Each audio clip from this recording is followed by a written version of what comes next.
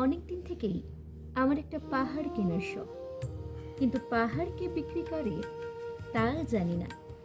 যদি তার দেখা পেতাম, দামের জন্য আটকাতো না। আমার নিজস্ব একটা নদী আছে, সেটা দিয়ে দিতাম পাহাড়টার বদলে। কে না জানে পাহাড়ের চেয়ে নদীর দামই বেশি।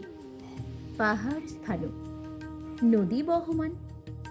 তবু আমি নদীর বদলে পাহাড়টাই কিনতাম, কারণ আমি ঠকতে চাই। নদীটা অবশ্য কিনেছিলাম একটা দ্বীপের বদলে। ছেলেবেলায় আমার বেশ ছোট্টখাট্ট ছিমছাম একটা দ্বীপ ছিল, সেখানে অসংখ্য প্রজাপতি।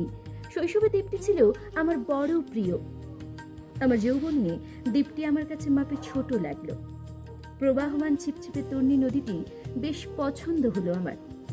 বন্ধুরা বলল, ওইটুকু একটা দ্বীপের বিনিময়ে এত বড় একটা নদী পেয়েছিস, খুব জিতেছিস তো। তখন জয়ের আনন্দে আমি বিহ্বল হতাম। তখন সত্যিই আমি ভালোবাসতাম নদীটিকে। নদী আমার অনেক প্রশ্নের উত্তর দিত, যেমন, বলতো আজ সন্ধেবেলা বৃষ্টি হবে কিনা। সে বলতো, আজ এখানে দক্ষিণ গরম হাওয়া। শুধু একটা ছোট দ্বীপে বৃষ্টি, সে কি প্রবল বৃষ্টি, যেন একটা উৎসব। আমি সেই দ্বীপে আর যেতে পারিনি। সে জানতো, সবাই জানে, শৈশবে আর ফেরা যায় না।